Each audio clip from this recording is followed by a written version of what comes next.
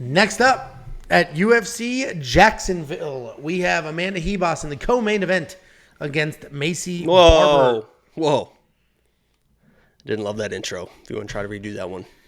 Amanda Ribas is 11-3. No, come on. The smart, the intelligent, the bubbly, the positive energy, the beautiful, the tough, the tenacious, the giving. I mean, the niceness you see just kind of oozes out of her. That is how we are going to describe Amanda Ribas here today. She's not just another fighter. I mean, she is not just another fighter, Angelo. She is special to this channel, to me, and to you as well. I think here coming up, we'll see. Could be showing up at parties and stuff. We don't know. I shot my shot. Music videos live. And we'll see what she has to. I mean, the response should be interesting. I'm looking. Let me check my messages.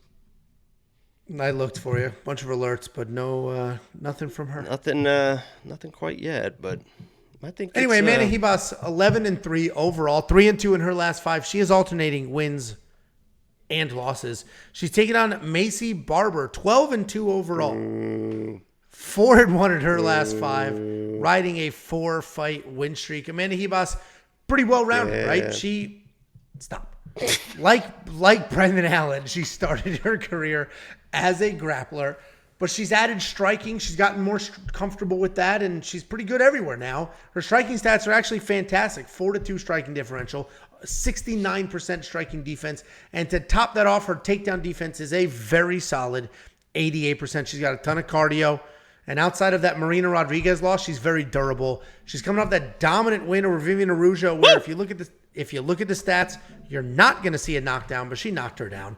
She should have been credited for that. And she doubled her strikes. I was there. I don't know if you knew that I was there. 285? But I didn't. No, yeah, I didn't. Were you? Probably in the back, right? Up top somewhere? I think that picture shows that I was right there. Well, they let the Make-A-Wish children get pretty close, so. I mean, you can hate all you want. I mean, it's fine with me because I know what I have. I know what you don't have. Yeah, let's hear it. I was hoping that we'd keep. I mean, this got off the rails, and I apologize for the unprofessionalism here because I was trying to keep this nice and tight, nice and tidy, and then you just kind of went off on a tangent. I don't know what your deal is. Check it out, Maycee Barber. Maycee Barber's 12-2 overall, so she's got a good amount of fights. But that 12-2 is a little bit shoddy, right? She didn't beat Miranda Maverick. She lost that fight. She didn't beat Andrea Lee. Your dog's not going to beat diabetes eating the amount of time she eats in one podcast. Yeah, she's pretty hungry and I'm pretty thirsty. Anyway, Maycee Barber just has this knack for winning these close decisions. Sometimes not even that close. But she's busy. She comes forward. She strikes. She doesn't really stop doing stuff. She's able to get takedowns when she needs them. She took down Montana De La Rosa, who's a very good striker. Took down Jessica I, who's a tried and true vet. Took down Miranda Maverick, which we now know isn't the hardest thing in the world to do. And she even took down Andrea Lee, but Andrea Lee took her down 4 times or something like that in that fight. The reality is Maycee Barber's actually pretty good. She's got very solid striking. She's very busy. She can work in takedowns when she needs them. I do just think that Amanda Ribas is a little too good. She's a little more refined. Her striking is actually not going to be as good as Maycee's striking, but it is improving. Her grappling is going to be much better. Her experience level is much higher. I think she's much more comfortable in those fights than Maycee is. And I think we're almost going to see like a rookie vet type situation, even though they're very similarly matched in experience. But Ribas is just far more composed. Attaboy. And Maycee gets a little jittery. But I do think Maycee is a lot better than you're about to say she is. And I think the opening odds are much more accurate than the current odds. I personally don't think Amanda Ribas should be a 2-1 favorite, but I do think she wins this fight. Let me say, because you mentioned the odds real quick, and let me just preface this by saying I'm biased in 2 ways for this fight. Obviously, 2 parts of you are biased. Yeah. Right. Obviously, I'm a little bit biased in for Amanda Ribas. I'm a little bit of a fan of Amanda. I've followed her on a few of her fights, and we did happen to meet a little bit, But I wouldn't say I'm like a crazy fan, I would just say that I am a fan of Amanda Ribas. I'm a little bit biased, and I'm a little bit biased against Maycee Barber. I've just never thought that she was on that level of fighter. I know there's a lot of people that are on with me as well, because all these split decision wins, that she's not winning these fights and stuff. And I understand that she's out wrestling some girls, she's out striking some girls, but you kind of see where some of those girls she's beating her at now. And Amanda is just. I mean, one of these girls is a future champion. There is no. Can you start like who you think wins this fight? I let you talk for 4 or 5 minutes reading the fucking script. I'm sitting here free balling, being entertaining, being funny, and you just step all over my lines. If you aren't Kill Tony, you'd be fucking destroyed right now. Get the fuck off the stage, you clown bitch. You need to relax. Anyway, as I was saying, one of these girls. In real life. Okay. All right. I'll do you like Ribas is about to do Maycee in this fight. Listen, Amanda Ribas, her striking is something to be desired. I agree. I don't think she's going to be the more technical striker in this matchup, but what she will have is the volume, the pace, the pressure, the toughness to get in the face of Maycee. And what's going to happen is, this is exactly what's going to happen. You'll see it play out in real time.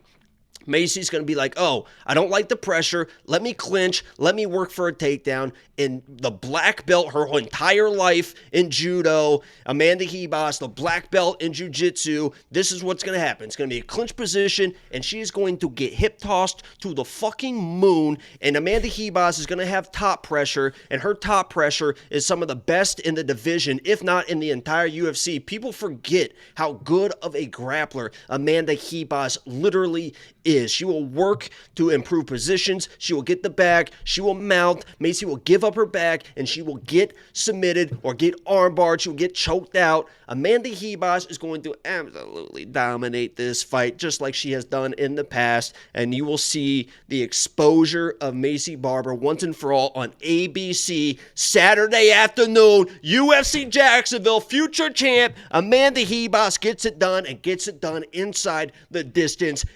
That's a salamander guarantee. There's no way this goes. This is a decision for sure. 100%. You better, I know you were hoping for it. I sure am, but this is definitely. She is way better than Maycee on the ground. Way better. Fine, but this is definitely a decision fight. $8,900 in DraftKings. You obviously think that's worth it. She's worth all the money in my bank account, which, Amanda, it's a lot. I don't think that's worth it. I think there are other fighters at that price point that make more sense in DraftKings. So, yeah, there's that. But if you want to learn about how to play DraftKings, daily fantasy, how that all works, build a lineup, have some fun. I 100% serious, sales pitch aside, playing DraftKings fantasy has absolutely improved my UFC watching experience, because now I'm like hardcore rooting for these wild underdogs I never would have even known existed before, but I have him in my lineup. I need him to score points. You know what was like so exciting last weekend? And this is so dumb, but it was Jay and I, my brother-in-law and I were watching the fights. We had the exact same lineup. We needed 100, I forget the exact number. Let's say it was the co-main event. Arman Sarukian was fighting. We both had Marvin Vettori, and so did Bo in his lineup, and it was coming down to us or Bo to get first place. Oh, you guys were all fighting for second, because I was in first. Nope, you got dead last, I'm pretty sure. So one of the worst lineups I've ever had in my life. We needed like 128 points out of Arman Sarukian. I was like, man, 128, it's so tough. And he scored 126. We're like, Jesus, dude. We were 2 points away from first. So anyway, kind of got lucky with that anyway, because it was wild. I agree. When he got cracked in the second, I was loving it, because you know how much of an Armin hater I am. I was like, oh, here we go, baby, finally. I was almost hoping Armin would lose, because I told the whole world, you don't do anything with a minus 1,000 fighter. You just leave it alone. You don't do anything with it. And everybody parlayed on being like, oh, it's worth the extra couple of points. And the dude almost got knocked out. That would have been amazing. Show those idiots. Anyway, I put the link in the chat for the Ribas. But don't leave to watch it now. Music video. You can leave. I mean, that's what they came for. Ilya wins the main event. God damn it, shut up. Become a premium member. You can unlock that course and so many other things. And in all actuality, DraftKings Candy. Did you pick Ribas, by the way? I did. I just said that the minus 145 made a lot more sense than the minus 200. I don't know. I mean, and I'm willing to look stupid. First of all, yeah, the odds. I thought that the odds for the Ricci fight was going to be more of a 2-1, and this I really thought it was going to be like minus 115, minus 120. I think she should be a 2-1 favorite, but I thought that the odds were going to be minus 110, minus 120, something like that. But when I'm watching, I just don't know how Maycee wins this fight. Same way she's winning all of these other fights. But Ribas is going to be in her face the entire time. It's going to be in her face the entire time. If Ribas is going to be on her back at all.